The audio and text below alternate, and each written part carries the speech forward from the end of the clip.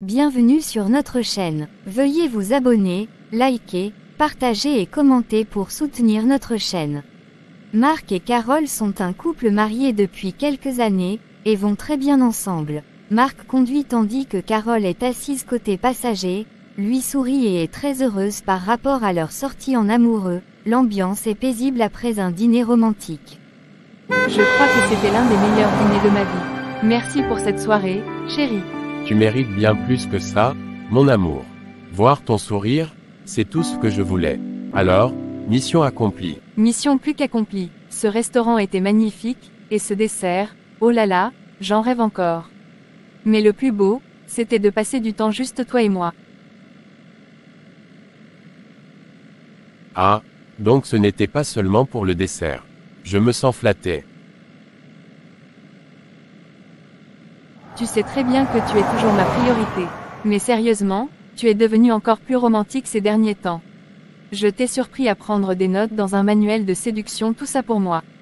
Eh bien, peut-être, ou peut-être que j'écoute juste attentivement la femme de ma vie.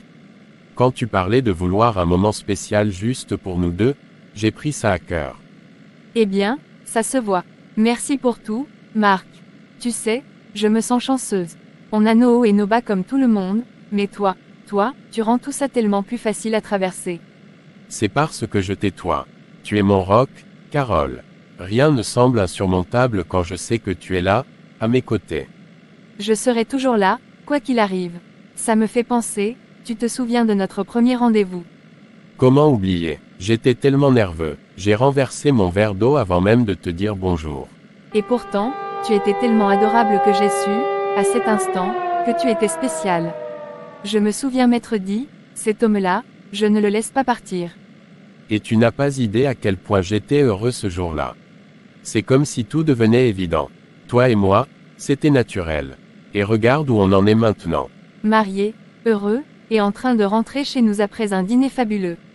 C'est presque un conte de fées, tu ne trouves pas? Un conte de fées avec parfois un peu de drame pour le pimenter. Mais oui, c'est le genre de vie dont je rêvais. Moi aussi, tu sais, j'ai hâte qu'on construise encore plus de souvenirs comme ça. Peut-être qu'un jour, on emmènera nos enfants dans ce restaurant. Nos enfants, c'est un avenir que je vois si clairement. Avec toi, tout est possible, Carole. Et tu seras une maman incroyable. Et toi, tu seras le meilleur papa. Mais pour l'instant, je veux juste profiter de chaque instant qu'on a ensemble. C'est une promesse. Tant que je suis avec toi, chaque instant compte. Tu sais, Marc, si la vie était un film, je ne changerais rien à notre histoire. Pas une seule scène. Et moi, je ferai tout pour que chaque scène te rende encore plus heureux. Ils roulent un moment en silence, profitant de la compagnie de l'autre et de la musique douce jouant à la radio. Ils se regardent brièvement, le sourire aux lèvres, avant que Marc ne retourne son attention sur la route. Le voyage continue paisiblement, remplissant la nuit de leur amour et de leur complicité. En soirée, à la maison, Carole est dans la chambre, elle vient de prendre un bain. Marc entre, l'air fatigué et abattu, et lui annonce qu'il a perdu son emploi. Carole, tu as un moment.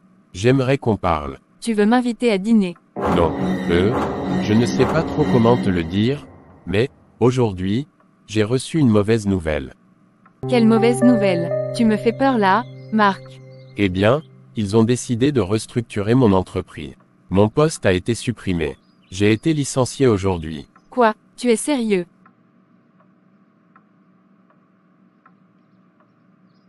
Oui, je suis sérieux. Je suis désolé, Carole. Je sais que ça va être un choc pour toi. Un choc. Bien sûr que c'est un choc. Comment as-tu pu laisser ça arriver? Tu n'as rien vu venir.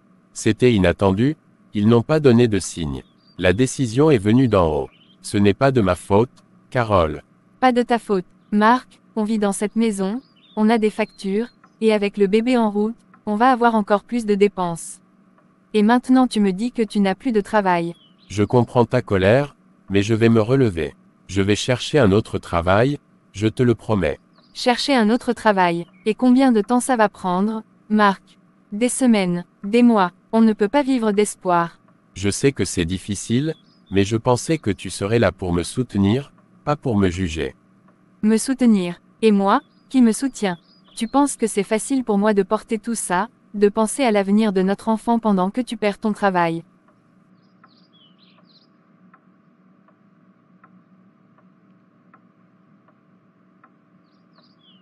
Carole, je traverse un moment difficile. Ce que j'ai besoin d'entendre, c'est que tu crois en moi. Peut-être que tu aurais dû y penser avant de te faire licencier. Maintenant, tu ferais mieux de trouver une solution, Marc. Je ne veux pas qu'on vive dans la galère, et encore moins avec un enfant. Je pensais que dans le mariage, on était censé se soutenir, pour le meilleur et pour le pire. Oui, mais là, Marc, c'est trop. D'accord, Carole, je vais tout faire pour arranger ça. Je vais trouver un autre travail, vendre la maison s'il le faut. Mais, merci pour ton soutien, ou plutôt pour ton absence. Fais ce que tu veux, mais ne me fais pas regretter ce mariage, Marc.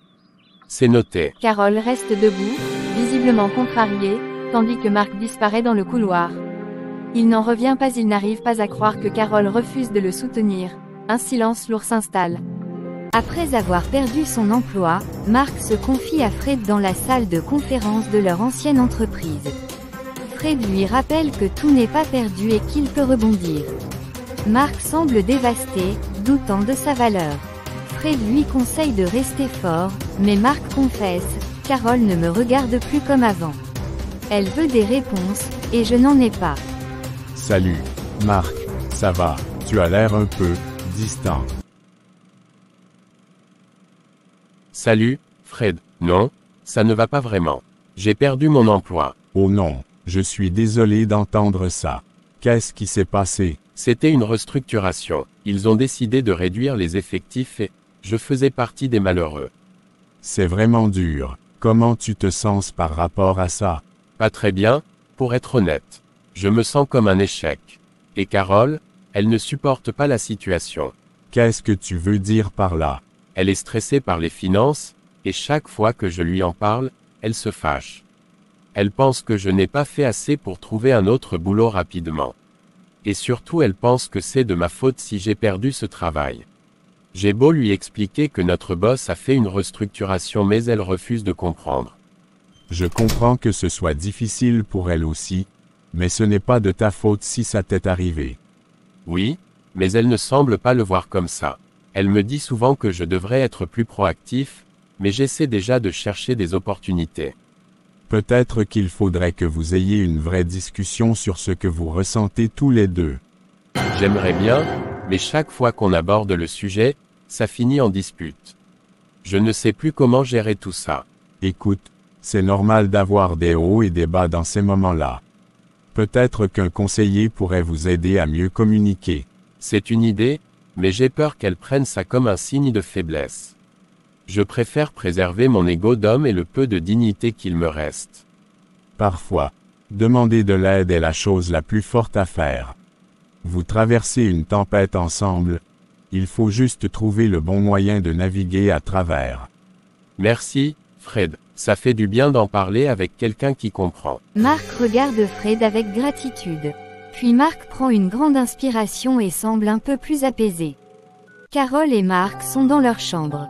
Il est tard dans la nuit. L'atmosphère est tendue. Carole nerveuse est assise sur le lit tandis que Marc, visiblement préoccupé, est près de la fenêtre derrière elle et réfléchit sur comment l'aborder. Il souhaite parler de leur relation qui a pris un coup à cause de la perte de son emploi. Mais ne sait pas par où commencer. Carole, on peut parler. Parler de quoi, Marc? En tout cas tu peux parler Marc, je ne suis pas sourde. De nous, de ce qu'il reste de nous, en tout cas.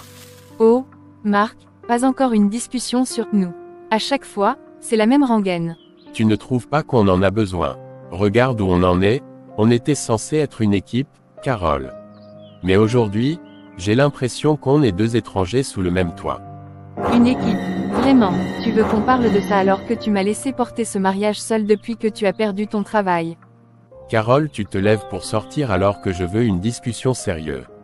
Ne sors pas, écoute-moi s'il te plaît. Je t'ai laissé porter le mariage seul. Tu sais ce que ça fait de se battre chaque jour pour retrouver un emploi. D'avoir l'impression d'échouer à chaque entretien. Et moi, tu crois que c'était facile de voir notre vie s'effondrer? Je me suis battue aussi, Marc. Mais contrairement à toi, je ne me suis pas laissé submerger par la défaite. Ce n'est pas une compétition, Carole. Tu as décidé de m'abandonner quand j'avais le plus besoin de toi. Ah, donc tout est de ma faute maintenant. Ce n'est pas une question de faute, je t'aimais, Carole. Je t'aimais tellement que je pensais qu'on pourrait traverser n'importe quoi ensemble. Mais quand les choses ont commencé à aller mal, tu as choisi de chercher le confort ailleurs. Oh, arrête de jouer les victimes. Peut-être que si tu avais montré un peu plus d'ambition, je n'aurais pas eu besoin de chercher le confort, comme tu dis. C'est donc ça, tu justifies tes rendez-vous avec Prince en disant que c'était de ma faute. Et toi, tu veux me faire croire que j'étais censé rester là, à regarder notre vie se réduire à un cauchemar, sans rien faire. Mais on aurait pu reconstruire, ensemble. Reconstruire quoi, Marc? Une maison que tu as vendue. Un rêve brisé. Je ne pouvais pas vivre dans cet échec constant. L'échec n'était pas de perdre la maison, Carole. L'échec, c'est d'avoir perdu toi. Mais peut-être que tu avais déjà pris ta décision bien avant. Peut-être que je n'étais jamais assez pour toi, même au début. Marc, je ne sais pas. Peut-être qu'on s'est trompé. Peut-être qu'on n'a jamais eu ce qu'il fallait pour être vraiment heureux ensemble. Alors tout ça, c'était une illusion. Qu'est-ce que tu veux dire? Je vais te laisser, Carole. Pas parce que je ne t'aime plus, mais parce que je m'aime encore assez pour vouloir une vie honnête. Une vie où je ne me perds pas en essayant de te garder. Tu fais ce que tu veux, Marc. Prends soin de toi, Carole. Et continue de te moquer de mon mal-être. Je te souhaite juste ce qu'il y a de meilleur. Toi aussi, Marc. Et surtout ne compte pas sur moi pour garder une grossesse dont tu seras incapable d'en prendre soin.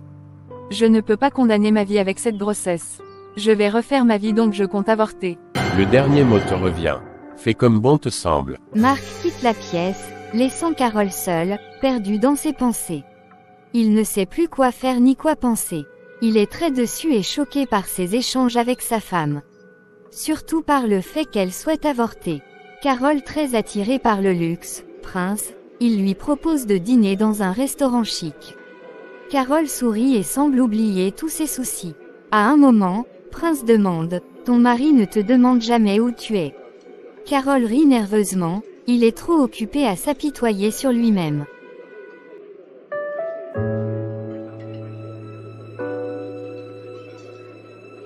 Bienvenue ma chérie. Merci pour l'invitation Prince. Mais tu es trop rapide là. Je parle du baiser. Je ne sais pas si c'était une bonne idée de venir ici, Prince. Marc va s'inquiéter. Ne t'en fais pas pour lui. Il a ses propres problèmes à gérer. Toi, tu mérites d'être heureuse, Carole. Heureux, avec tout ce qui se passe. Marc a perdu son emploi et les factures s'accumulent. Je me sens tellement coupable. Culpabilité. Tu n'as rien à te reprocher. Tu as besoin de soutien, et je suis là pour ça. Pense à toi pour une fois.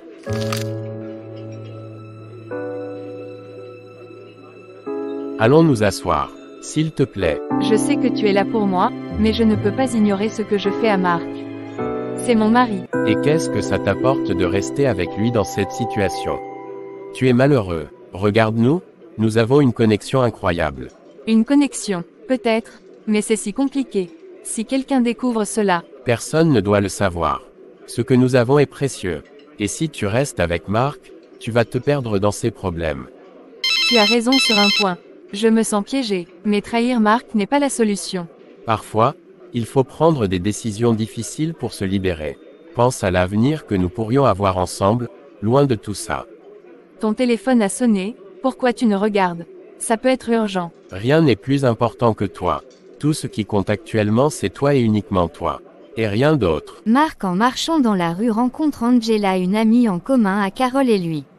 Ne pouvant pas s'en empêcher, il fait part de leur situation à Angela et souhaite qu'elle cause avec Carole si elle peut changer d'avis car il l'aime encore. Angela est très surprise car elle pensait que c'était un couple apparemment très heureux, pourtant tout n'était que illusion.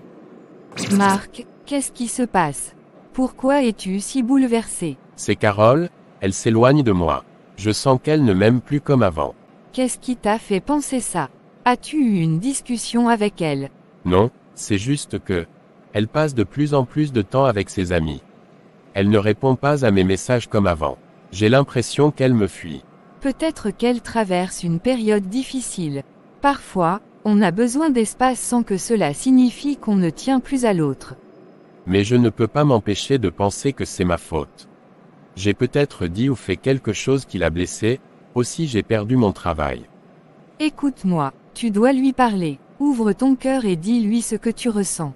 La communication est essentielle dans une relation. J'ai déjà parlé fatigué. Elle est désintéressée, et souhaite me quitter, surtout que je n'ai plus de travail. C'est très tendu entre elle et moi actuellement.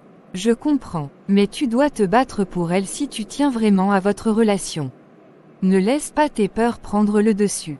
Tu as raison, s'il te plaît je souhaite que tu m'aides à la convaincre. Pour qu'elle revienne aux sentiments. Je sais que je peux compter sur toi. D'accord, ne t'inquiète pas, je verrai comment lui parler. À plus tard Angela, je te souhaite de passer une agréable journée. Merci beaucoup de m'avoir écouté. Ça m'a fait beaucoup de bien. S'il te plaît, après avoir causé avec ma Carole, prière de me faire signe. Meilleure journée à toi Marc. Porte-toi bien et essaye de penser autre chose. Angela appelait Carole et demande qu'elle se rencontre au parc tout près de chez elle. Elle souhaiterait lui faire part de sa causerie avec Marc. Et Carole accepte la rejoindre au parc pour qu'elle ait une discussion sérieuse, par rapport à son mariage qui ne tient plus sur les roulettes. Carole, enfin, j'ai cru que tu ne viendrais jamais. Tu es rayonnante, dis donc. Nouvelle coupe, nouveau tout, tu as l'air d'être sur un nuage en ce moment. Oh, Angèle, tu sais bien que j'aime prendre soin de moi. Mais bon, je ne suis pas là pour parler chiffon aujourd'hui. Il faut que je te raconte. D'accord, je suis tout oui. Mais d'abord, viens prends place. On ne peut pas causer sereinement si tu es debout. Je tenais à ce qu'on se rencontre car j'ai croisé Marc, ton mari, tout à l'heure dans la rue. Il n'était pas dans son assiette. Avec Marc, vous avez fêté vos 5 ans de mariage il y a peu, non? Tout allait bien, il me semblait. C'est justement ça le problème, Angèle. Il semblait, derrière les apparences, tout s'écroulait. On avait l'air d'un couple parfait, mais il n'y avait plus rien. Enfin, surtout, il n'y a plus d'argent. Plus d'argent? Comment ça? Marc a perdu son emploi, c'est ça? Perdu? C'est un euphémisme. Il a été viré, du jour au lendemain, comme un malpropre. Et tu sais ce que ça veut dire. Plus de salaire, plus de train de vie confortable, plus de voyages, plus de sorties, plus rien. Il se terre à la maison, déprimé, à chercher un nouvel emploi, mais on dirait qu'il n'y a plus rien pour lui. On dirait que c'est la fin de l'histoire. Oh, Carole, je suis vraiment désolée. C'est terrible, mais enfin, Marc est intelligent, il finira bien par retrouver quelque chose. Oui, peut-être, mais quand? Dans 6 mois, 1 an, et pendant ce temps, on fait comment? On bouffe des pâtes et on regarde des séries sur Netflix. Je ne suis pas faite pour ça, Angèle. Je n'ai jamais été faite pour ça. Je suis née pour vivre une vie de princesse, pas une vie de misère. Mais Carole, c'est ton mari, c'est l'homme que tu aimes. On affronte les difficultés ensemble, non. L'amour, c'est beau, mais l'amour ne paye pas les factures. Et puis, il y a autre chose. Autre chose? Quoi encore? Tu m'inquiètes. Il y a Prince. Il y a Prince. C'est un homme merveilleux. Un homme riche, puissant, qui sait comment prendre soin d'une femme. On s'est rencontrés il y a quelques semaines et c'est comme un conte de fées. Il me donne tout ce dont j'ai toujours rêvé. Des dîners dans les meilleurs restaurants, des voyages de luxe, une vie de rêve. Carole, tu es en train de me dire que tu as rencontré un autre homme. Oui, et que je vais quitter Marc. Tu vas quitter Marc, mais c'est insensé. Vous êtes mariés, vous avez des projets ensemble. Vous avez traversé tant d'épreuves ensemble. Les épreuves, parlons-en. On n'est plus à l'époque du Moyen-Âge où l'on est obligé de rester avec le même homme toute sa vie. Et puis ce n'est plus le même homme. Il est devenu quelqu'un d'autre, quelqu'un que je ne reconnais plus. Un loser, je dirais. Et puis, il ne peut plus m'offrir la vie que je mérite. Je n'arrive pas à y croire, Carole. Tu deviens superficielle. Tu as l'air de penser avec ton portefeuille, je ne te reconnais plus. C'est comme ça, j'ai fait mon choix, et je ne reviendrai pas en arrière. Je mérite le bonheur, Angèle. Je mérite une vie digne de ce nom. Et je vais l'avoir, avec ou sans l'aval de qui que ce soit. Si c'est ce qui est bien pour toi, qui suis-je pour te forcer? C'est chacun qui comprend sur lui. Si c'est ce que tu veux réellement, je respecte ta décision. Après les échanges entre Angela et Carole, Angela appelle Mark et lui fait part de la situation. Mark au téléphone semble dévasté, il fait presque une attaque. Et Angela va chez lui pour le secourir. Arrivée, elle trouve Mark allongé au sol. Et appelle le secours. Une fois à l'hôpital, Mark retrouve ses esprits et continue de pleurer pour Carole qu'il a définitivement quitté pour Prince. Angela à ses côtés essaye de le rassurer mais il reste sceptique. Dans l'appartement de Mark, il est assis sur le canapé, le visage marqué par la fatigue et l'inquiétude. Fred, son ami, est assis en face de lui, l'écoutant avec attention. Mark raconte à Fred comment Carole l'a bloqué sur tous les réseaux sociaux et refuse de répondre à ses appels. Alors, Mark, comment ça va aujourd'hui? Tu as réussi à joindre Carole. Joindre Carole, c'est bien le problème, Fred. C'est même plus un problème, c'est un mur. Un putain de mur. Qu'est-ce que tu veux dire? Elle ne répond toujours pas à tes appels. Pire que ça, elle ne répond pas, elle ne regarde pas, elle n'existe plus. Enfin, plus pour moi. J'ai l'impression d'être devenu un fantôme à ses yeux. Explique-moi, elle t'a dit quelque chose? Vous vous êtes disputé? Non, rien de tout ça. On n'a pas échangé un mot depuis qu'elle est partie. Enfin, si, j'ai laissé des messages sur son répondeur, des SMS, j'ai même essayé de la joindre sur WhatsApp, mais... Regarde, Fred, j'ai envoyé un message hier. Juste pour savoir comment elle allait. Pour lui dire que j'étais là, si elle avait besoin de parler. 2 petites phrases, rien de plus. Ah oui, non lu. C'est bizarre, d'habitude elle répond assez vite. Bizarre, c'est carrément glacial. J'ai vérifié sur WhatsApp, elle était en ligne il y a quelques minutes.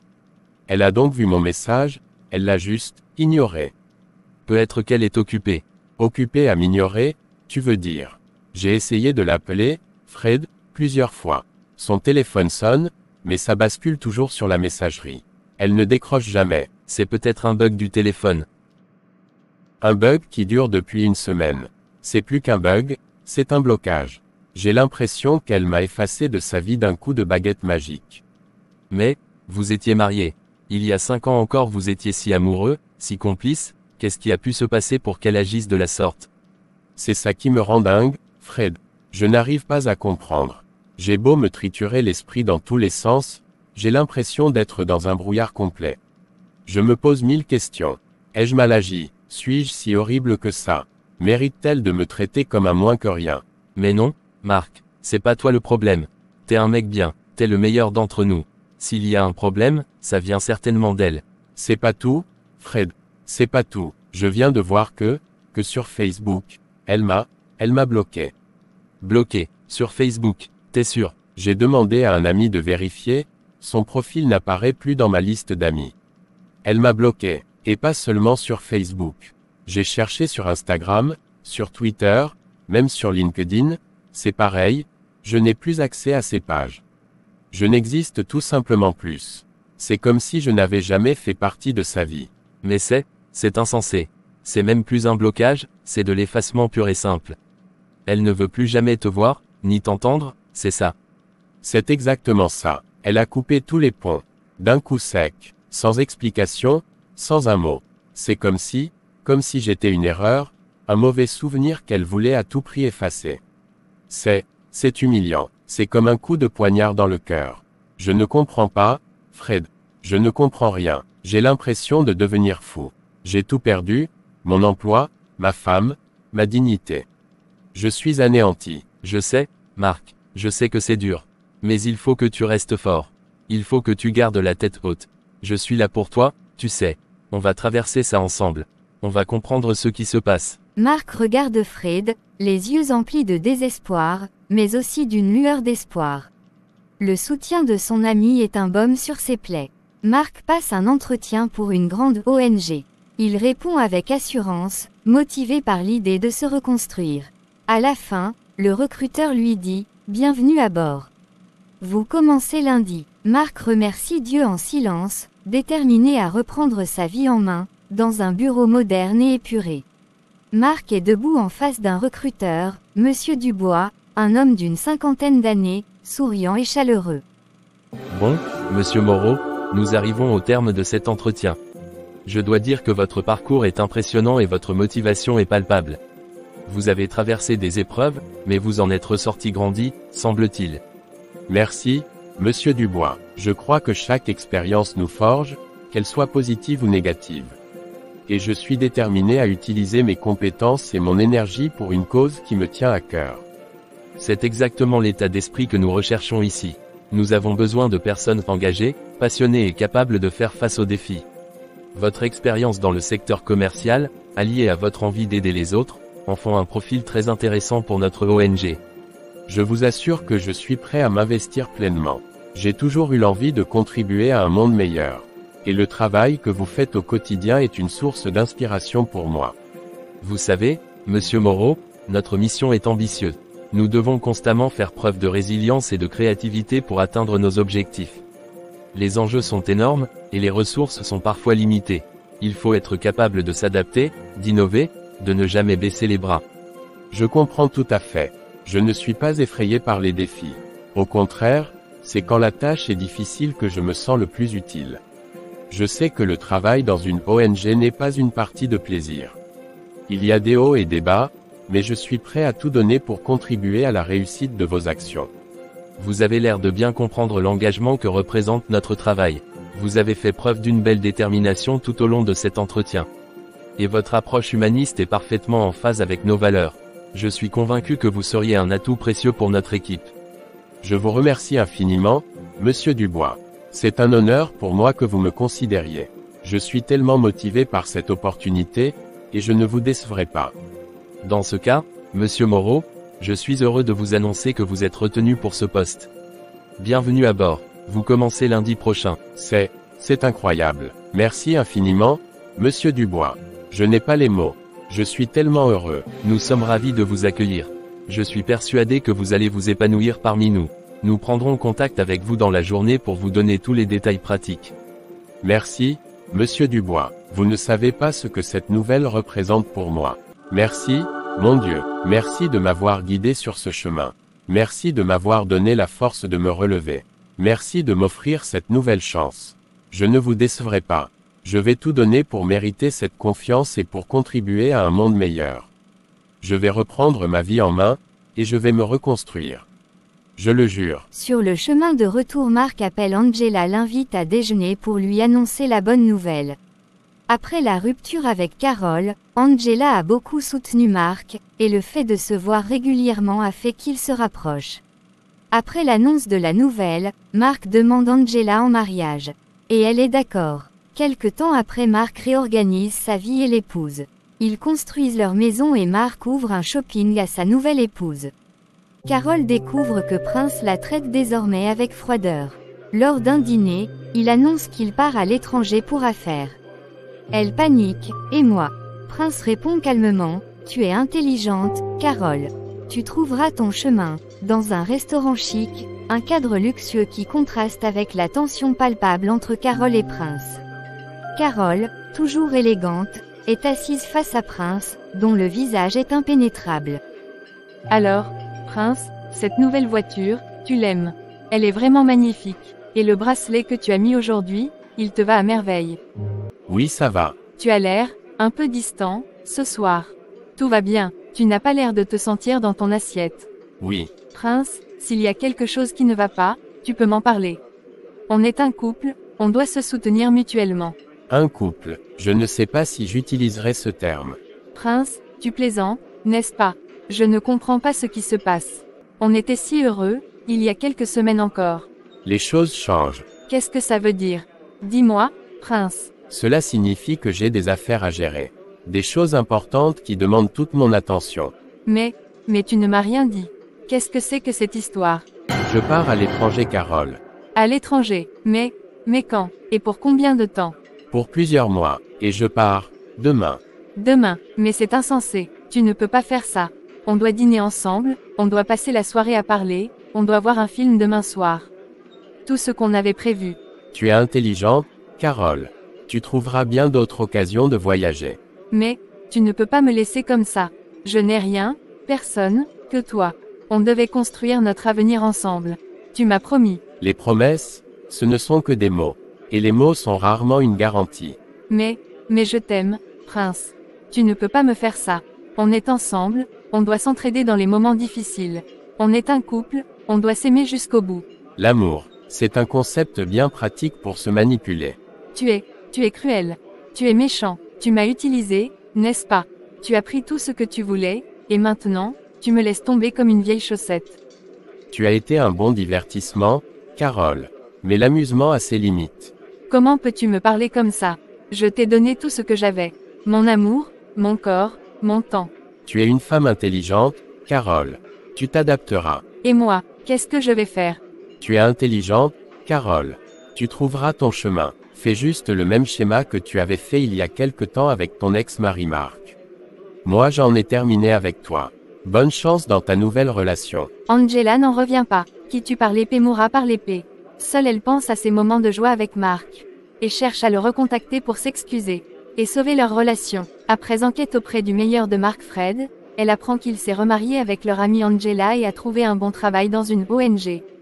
A construit une nouvelle maison et a des jumeaux avec Angela. Mais elle ne lâche pas prise. Elle crée une rencontre. Marc s'en va après l'avoir vu. Carole regarde Marc s'éloigner, le cœur lourd. Elle réalise enfin que certaines erreurs ne peuvent être réparées et que le véritable amour ne dépend pas du luxe, mais du soutien dans les moments difficiles. Le karma frappe Carole, loin du luxe auquel Carole s'était habituée. Carole est seule, assise sur le pot dans ses toilettes, le regard perdu dans son propre reflet. La lumière crue révèle les traits tirés de son visage, les cernes sous ses yeux. J'avais tout, et je l'ai détruit. On était si bien, si heureux qu'ensemble. Je regrette amèrement. Comment ai-je pu faire ça? Comment ai-je pu le laisser partir? Comment ai-je pu faire ça? Comment ai-je pu le laisser partir?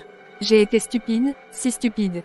J'ai cru que j'allais être heureuse avec Prince, dans cette vie de paillettes et de faux-semblants. J'ai cru que j'avais besoin de tout ça pour être accomplie.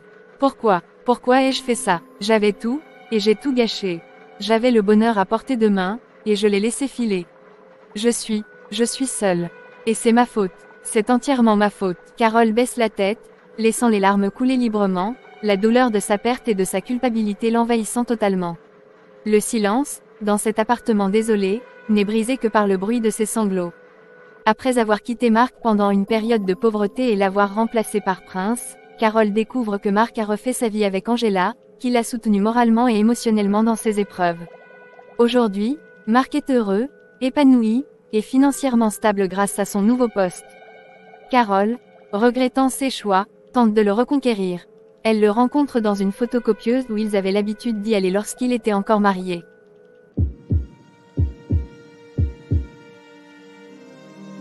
Bonjour, Marc, tu es très beau aujourd'hui.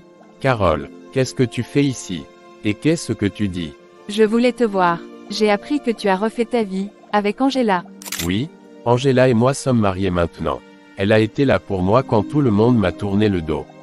La seule qui m'a soutenu quand j'étais au bord de la dépression. Marc, je sais que j'ai fait des erreurs. Des erreurs que je regrette profondément. Je ne voulais pas que tout ça arrive. Des erreurs, Carole, ce n'étaient pas de simples erreurs.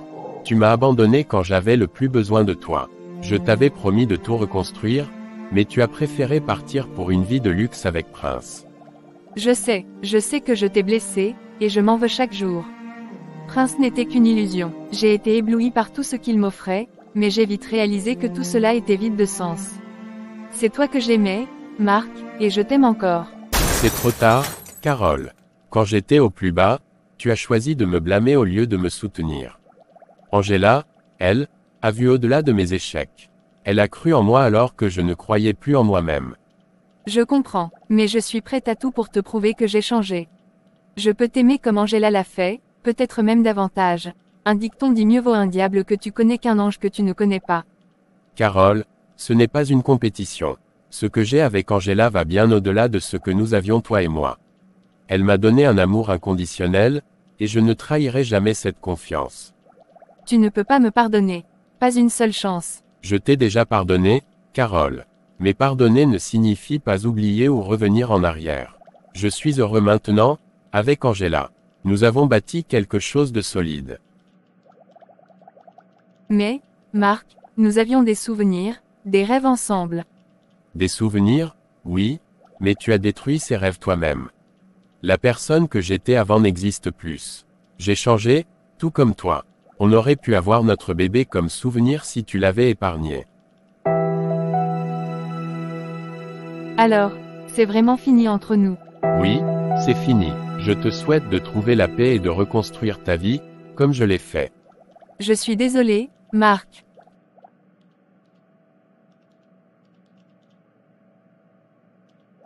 Moi aussi, Carole. Je te souhaite le meilleur.